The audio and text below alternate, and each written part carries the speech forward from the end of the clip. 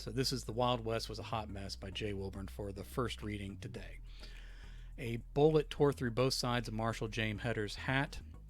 He rolled off the back of his horse, but instead of diving for cover, he took the time to pull the reins and try to get the animal safely around the corner of the abandoned store. It might have proved the death of him. That shot through his hat was low enough to his scalp that he felt it mess up his hair. He always suspected the town of Seven Crow would be what eventually killed him.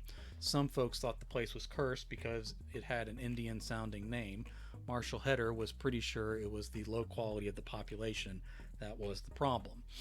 More bullets spit out splinters from the storefront. The glass from the windows was already gone when Hetter arrived. He and the horse made it to cover despite the firefight all around. In fairness, he and his mount did not appear to be the primary targets. It was his own fault for riding into the middle of someone else's battle. Hetter couldn't even figure out where all the shooting was coming from. Dust raised from every part of the road. Gun smoke hung thick in the air.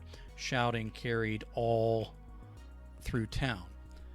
A kid ran along the fronts of the buildings even with all this action. He grabbed the boy by his arm and pulled him out of the street to the side of the store. The kid leveled his weapon at the marshal's face, and Hetter stared down that dark hole of death.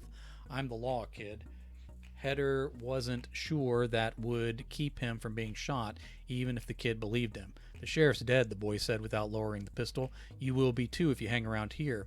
"He's dead, you're sure?" The boy held his point-blank aim, but motioned with his head toward the smoky, dusty street, as if to say, "What the hell did you expect, mister?"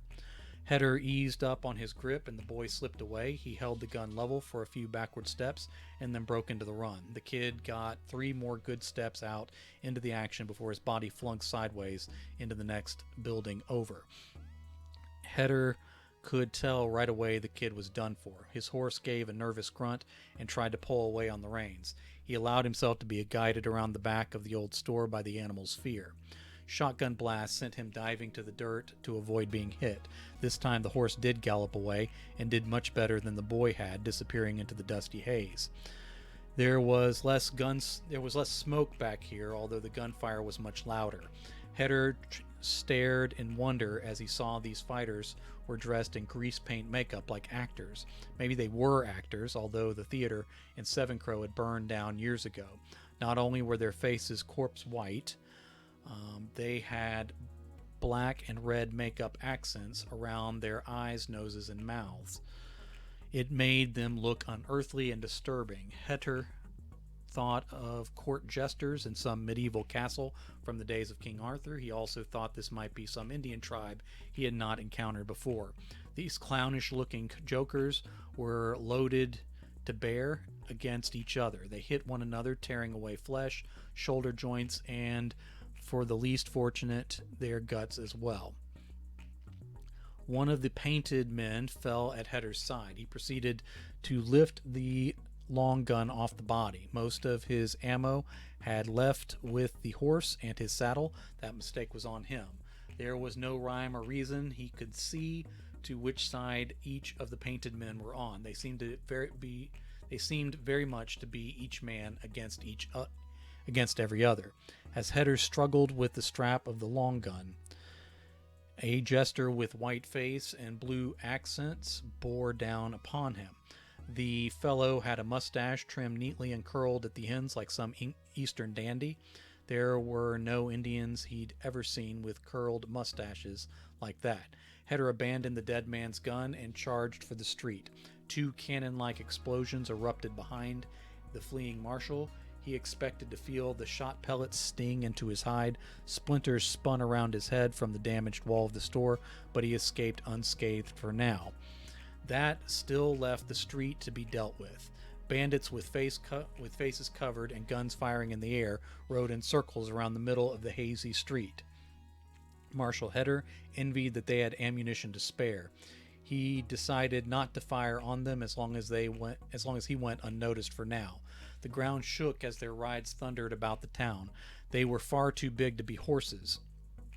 He thought for a moment these men might be riding buffalo. He had never heard nor seen such a thing, of course, but there were plenty of legends about the ancient magic of Indians. Maybe the sorry town of Seven Crow was cursed after all. As the dust cleared and the shooting continued, Heder saw what he could not allow himself to believe was true.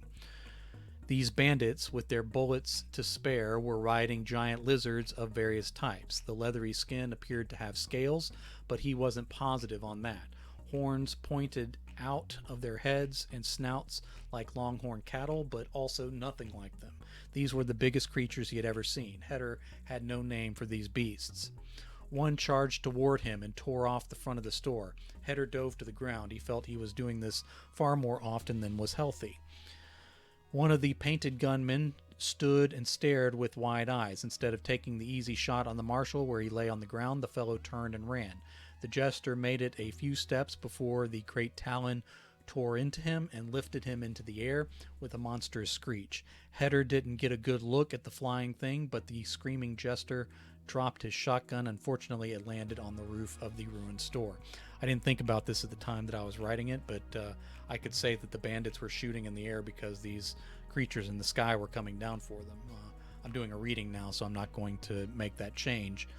But if I edit this again in the future, I might add that in, and then it'll look like I put that in on purpose as some foreshadowing. Heder turned back to the thundering giant lizard, only to see another talon rip its rider off the great lizard's back.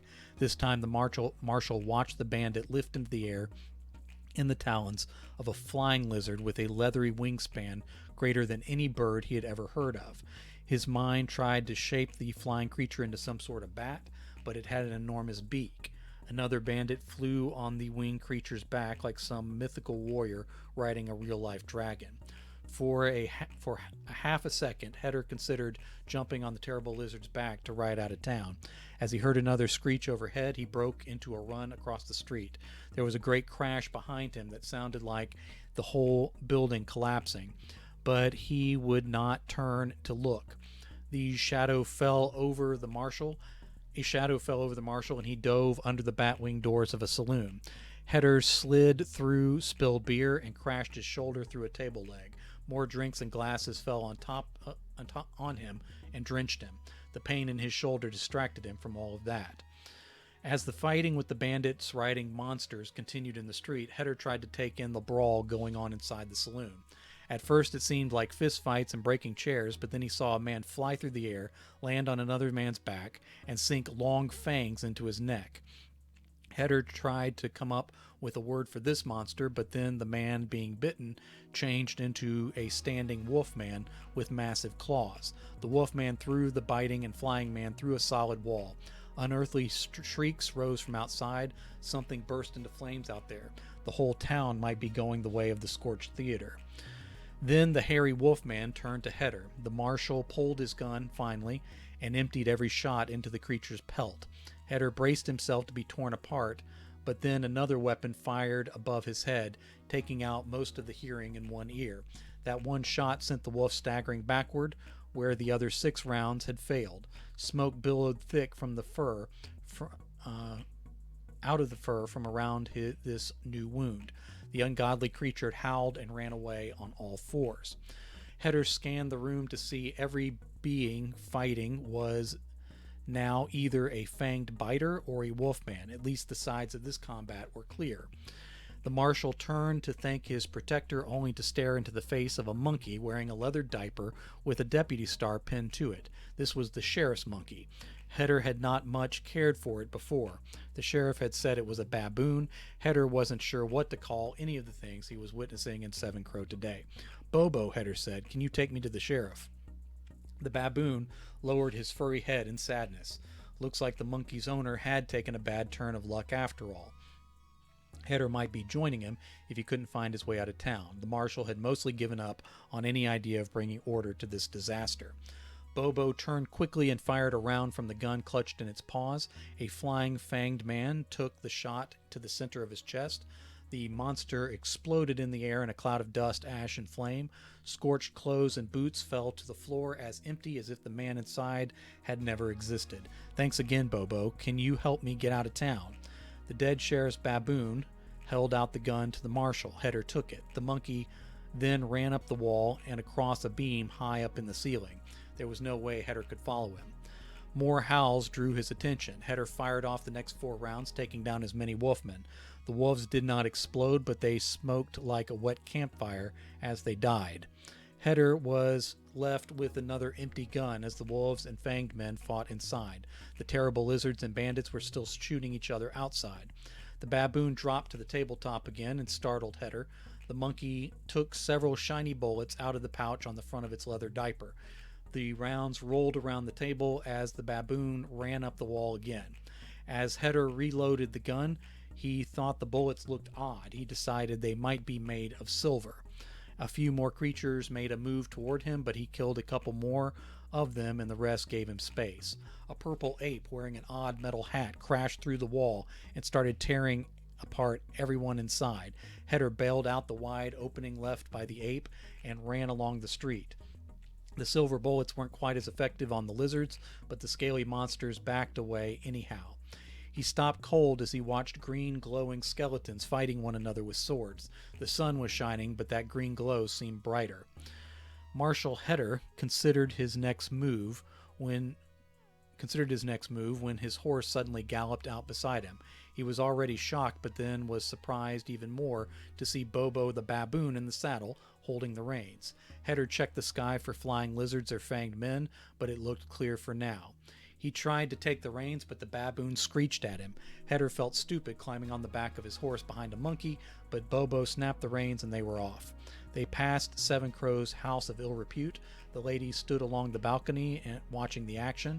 They beckoned the marshal to join them, but instead of arms, hands, and fingers, they motioned with tentacles snaking out into the dusty air from their sleeves and from under their ragged dresses.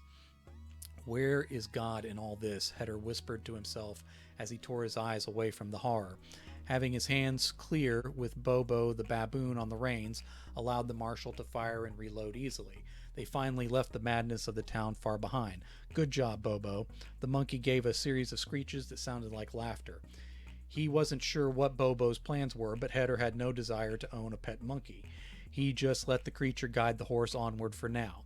He had no answers for what happened in Seven Crow that day, but he decided he was never going back. As with many things in his life, Marshal James Heder was wrong about this too.